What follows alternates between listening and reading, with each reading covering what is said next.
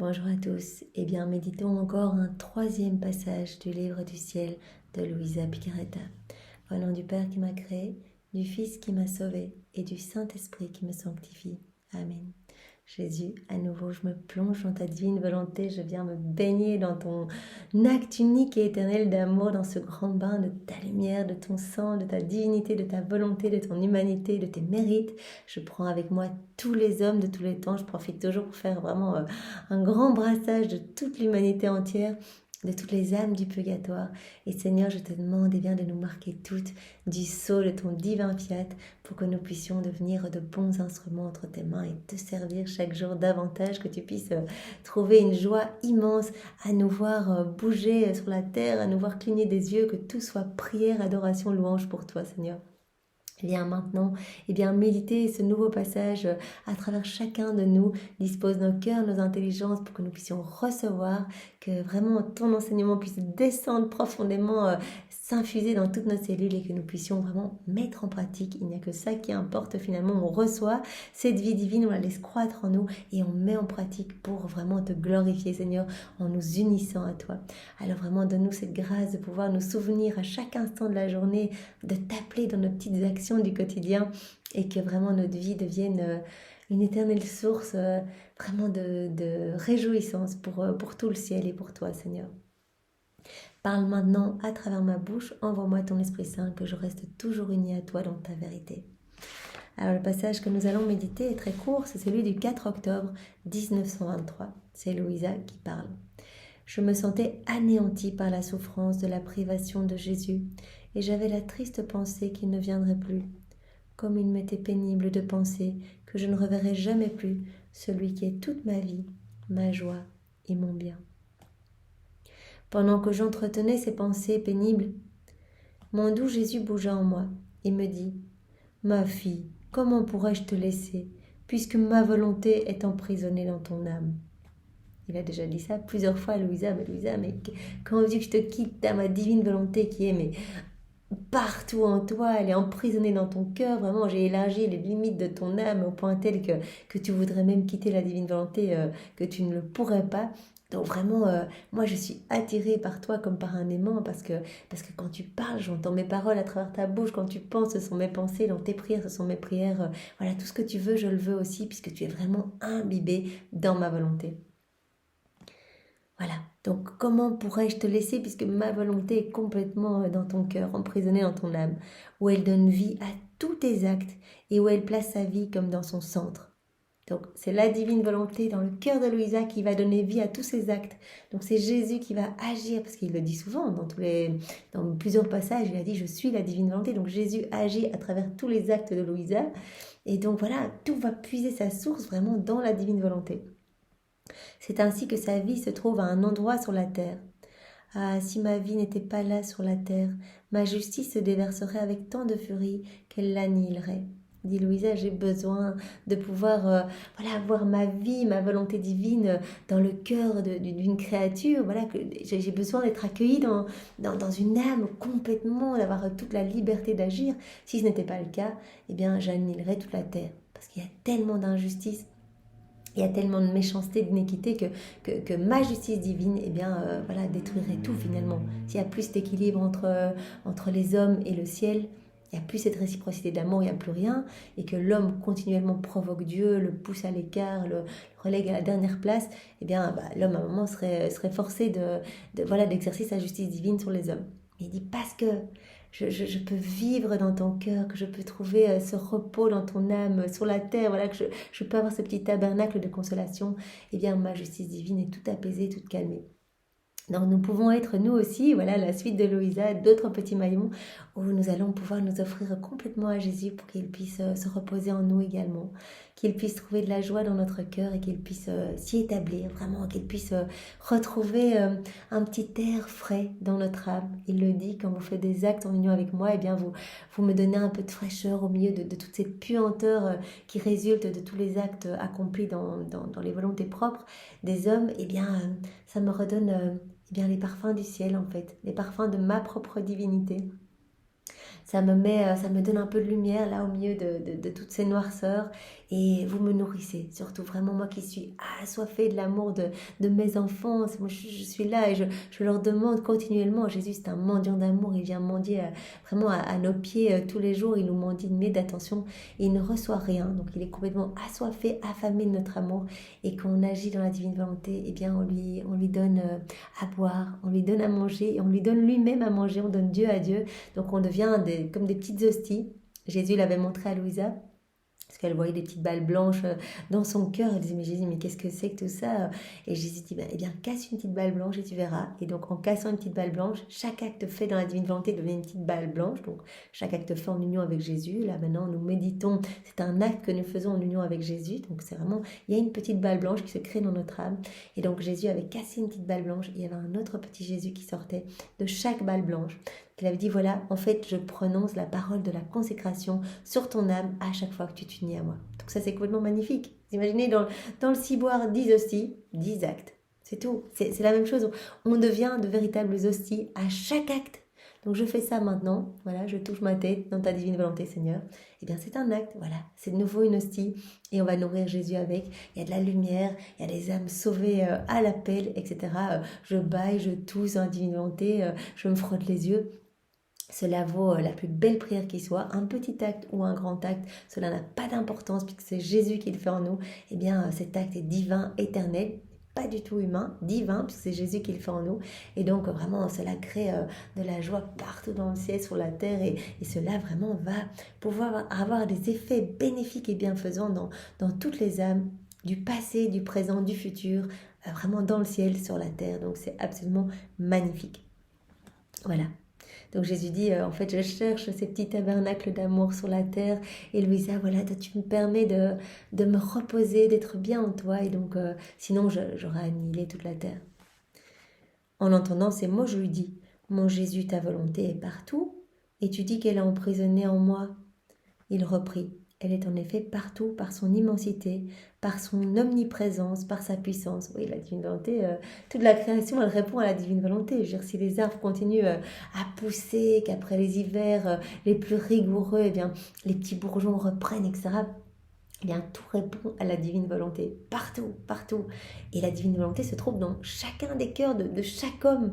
Maintenant, quand nous faisons notre volonté propre, on choisit délibérément d'écraser, d'étouffer Jésus en nous.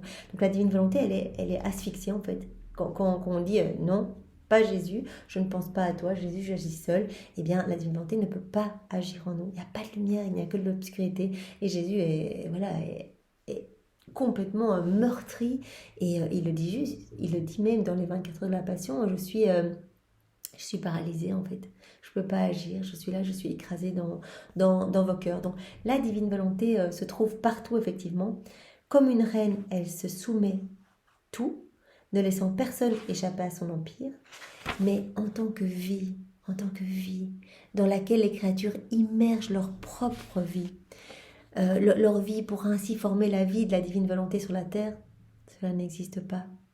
Donc, la divine volonté est partout, mais qui la laisse vraiment régner? Puisque les créatures sont vraiment les seules de toute la création à avoir quitté la divine volonté, dans quelle âme Jésus peut se reposer? Dans les âmes qui lui donnent l'autorisation. Jésus, tu peux prendre toute la place. Jésus, c'est toi qui agis. Voilà, allez, tu peux nettoyer mon âme de toutes ces noirceurs, comme ça tu vas pouvoir avoir vraiment l'espace nécessaire pour te sentir libre d'agir et de déverser ton amour et ta lumière à travers mon corps. Il dit, voilà, Louisa, tu es la première, cela n'existe pas sur la terre, une âme qui me laisse toute la place, qui vit complètement, qui laisse ma divine volonté opérer et régner en elle. Pour ceux qui n'accomplissent pas ma volonté, c'est comme si ma volonté n'existait pas. Voilà, si on fait sa volonté propre, la divine volonté est tellement asphyxiée dans notre âme que finalement c'est comme si, voilà, il n'y a aucun fruit, il y a rien qui va en être retiré parce qu'on ne donne pas l'autorisation à Jésus de venir déverser ses attributs divins, ses grâces, ses bénédictions. Donc c'est comme si la divine volonté n'existait pas pour l'âme qui fait sa volonté propre. C'est comme si une personne avait de l'eau dans sa chambre, mais elle ne voulait pas en boire, ou qu'elle avait une source de chaleur, mais ne voulait pas s'en approcher pour se réchauffer, ou qu'elle avait du pain à sa disposition, mais ne voulait pas en manger. Alors on a tout, on a tout reçu, Jésus a tout refait toute nos vies, la divine volonté elle est dans notre cœur, mais par notre choix personnel de nous éloigner de Dieu et de ne pas le laisser agir en nous, eh bien c'est comme si on avait la source de tous les bienfaits, une source d'eau en nous et qu'on continue à mourir de soif en disant mais qu'est-ce qu'on va boire alors qu'on a la source en nous, mais on l'étouffe, vraiment on l'étouffe complètement. Ou bien qu'on crevait de faim alors qu'on avait vraiment une source de délicieux mets dans notre cœur. Ne se servant pas de tous ces éléments à sa disposition pour entretenir sa vie, elle pourrait mourir de soif, de faim et de froid. Si elle ne s'en servait que rarement, elle serait faible et malade. Voilà, ça c'est l'inconstance, on s'en sert une fois de temps en temps, et bien finalement on a un petit peu de lumière, on laisse les yeux agir un petit peu, et puis on étouffe à nouveau la lumière en ramenant des choses du monde, etc. Donc on est faible, on est malade. Si elle s'en servait tous les jours, elle serait en santé et robuste. Quand on possède un bien, il faut savoir s'en servir et s'en servir de la bonne manière. C'est ainsi qu'on peut en tirer profit. Voilà. On sait qu'on a toute la source en nous, Jésus veut agir en nous, il est là, il veut tout nous donner. Il nous demande eh bien, de reprendre notre place d'enfant de Dieu, de fils et de filles de lumière, de pouvoir être propriétaire de tout son royaume. Propriétaire, dépositaire de tous ses biens. Si nous donnons notre oui. Donc vous imaginez, c'est incroyable. On vit vraiment en condition d'esclave, etc. Vraiment à mourir la tête en bas, à gratter pour essayer de trouver un petit peu de nourriture. C'est une image qu'il prenait et qu'il avait donnée à Louisa. Et lui, il dit, mais moi je veux tout vous donner et tout est déjà dans votre cœur. Il suffit que vraiment vous tourniez vers moi, qu'en fait vous tourniez votre regard vers moi, vous me regardiez, voilà, comme dans les 2 passages précédents, restons fixés sur Jésus et laissons-le vraiment irradier sa lumière à travers nous. En fait, il ne veut que ça, puisque c'est à ça qu'on était destinés, voilà, au sortir de ses mains. Il en va ainsi en ce qui concerne ma volonté. Pour qu'elle devienne la vie d'une âme, celle-ci doit faire disparaître sa propre volonté en l'immergeant dans la mienne. Voilà, c'est comme ça. Il faut plonger notre volonté propre dans la divine volonté. On doit l'offrir, on doit l'annihiler, on doit vraiment la laisser mourir, la consumer dans la divine volonté pour que Jésus puisse avoir toute la place.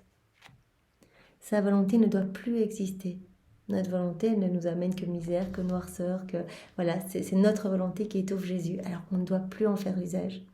Ma volonté, comme acte premier, doit prendre possession de tous ses actes et se donner à elle, soit en tant qu'eau pour étancher sa soif avec son eau céleste et divine, soit en tant que feu, pas seulement pour la réchauffer, mais pour détruire tout ce qui est humain en elle et le remplacer par la vie de ma volonté, soit en tant que nourriture pour la nourrir et la rendre robuste et en parfaite santé. Donc vous voyez, quand on vit dans la divine volonté, on devient, nous, la nourriture de Jésus, la boisson de Jésus, le rafraîchissement de Jésus, on vient le réchauffer, le consoler, l'aimer, etc.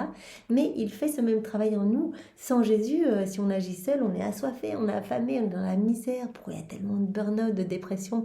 Parce qu'on ne laisse pas cette place-là pour Jésus. On remplit notre âme de toutes les choses du monde et donc on ne trouvera jamais de satisfaction puisque notre cœur, il est réservé uniquement pour Jésus. On a été créé pour ça.